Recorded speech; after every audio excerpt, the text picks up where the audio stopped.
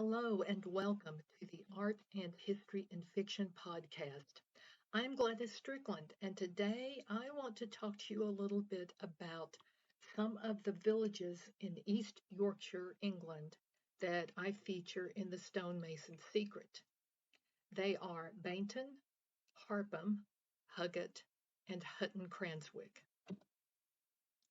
East Yorkshire is not as well known as other parts of England, but in its boundaries are many medieval churches and sites. For the stonemason secret, I set the action in Beverly, York, and several East Yorkshire villages. I have previously written and talked about medieval buildings and sites in Beverly, so here I want to give you a little bit more information about the villages of Bainton, Harpham, Huggate, and Hutton Cranswick. If you aren't familiar with East Yorkshire, you probably won't be familiar with these villages either, but a quick internet search will show you where each of them is located. Bainton, located 10 miles northwest of Beverly, Bainton's population was 334 in the 2011 census. The village church is dedicated to St. Andrew. It is not known when the first church was built there, but the font in the church dates from the mid-12th century, so there was a building in place by then. The building was damaged in a Scottish raid in 1322, and a large rebuilding project began soon after. The building we see today has a single tower on the west end, the spire missing since 1715. Inside, the nave features tall, slender octagonal piers leading to pointed arches. Of interest is the tomb of Sir Edmund Demali along the nave south wall.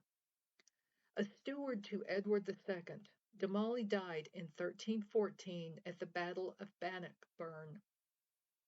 The tomb dates from 1315 to 1320 and is topped by a carving of Sir Edmund wearing armor and sword and holding a shield. At his feet rests a lion, and to his left lies a wyvern biting the bottom of the shield. Above the tomb, an ogee arch is carved into the wall. This arch connects it to Beverly Minster and is what I feature in the Stonemason Secret. Dating later than the tomb, the arch bears stylistic similarities to the Percy tomb in Beverly Minster. William de Malton, later master mason at the Minster, worked at Bainton probably from the mid-1320s until he went to Beverly about 1330. His mason's mark can be seen in the south aisle adjacent to the tomb, so it is possible he worked on the tomb as well. And for the stonemason secret, I make that a fact. About 20 miles northeast of Beverly is the village of Harpum. The population was 303 in the 2011 census. The town features two wells. The first, the Drummer Boy Well, sits in a field by the former St. Quentin Manor and commemorates the death of a drummer boy. The second well, located down a farm road on the eastern edge of the village, is the St. John of Beverly Well. The legend is the well sprung from the ground when St. John of Beverly struck the ground with his staff, and to this day, the well is believed to have healing properties. St. John of Beverly was born in Harpham in the 7th century, later becoming Bishop of York, then founding a monastery in Beverly, where he is thought to have retired to about 718. The local church in Harpham is dedicated to St. John of Beverly. Originally built in the 12th century, it was rebuilt by Sir William St. Quentin in the 14th century. The square west tower was a later addition, with crenellations added in 1374. Crenellations are the pattern at the top made of rectangles. Spaces between them were where arrows could be shot. In the medieval period, a royal license was required to be able to crenellate a building. Sir William's chest tomb is located between the chancel and the north chapel. Dating from about 1349, it is topped by an alabaster slab carved with the images of Sir William and his wife Joan. Rather than carved, it's actually engraved into the alabaster slab.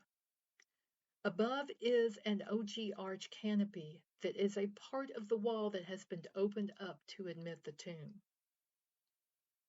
Like the ogee arch in St. Andrew's Church in Bainton, it is stylistically similar to the Percy tomb in Beverly Minster. While it follows the same general outline, the end of the cusps do not have the decoration that was seen in Beverly or at Bainton. William de Malton is not known to have worked at Harpham, and it is unlikely that after being master mason at Beverly Minster, he would work on a small parish church. However, on the north chamfer of the arch is the mark of a mason who also worked on the reredos in Beverly Minster, possibly under the supervision of de Malton.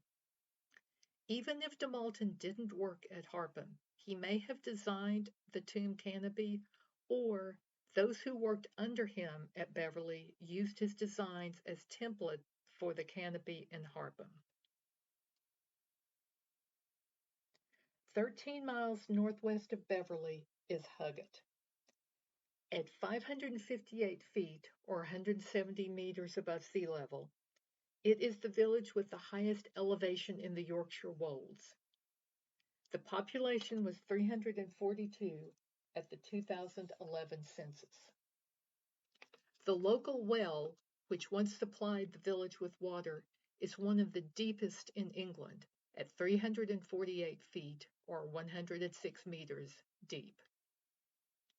Rising above the village is the spire on top of the west tower of the Church of St. Mary. The church was given to St. Mary's Abbey in York around 1150, and the abbey held patronage until the dissolution. The church building dates from the medieval period. The chancel arch and nave are from the 13th century, while the clerestory level above is from the 15th century. The tower and stone spire date from about 1340. Huggate is tied to the Stonemason secret, as it is believed to be the birthplace of William de Malton. Though there is no record of him working on the church, he was in Beverly when the tower and spire were built, and likely knew about them. I have made this connection a central part of my plot. Located about 10 miles north of Beverly, Hutton Cranswick had a population of 2,061 in the 2011 census.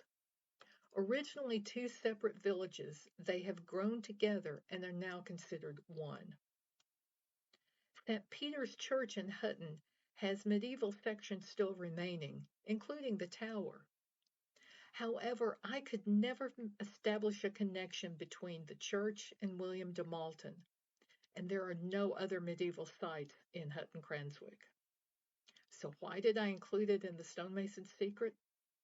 Because I lived there in 1988 and 89.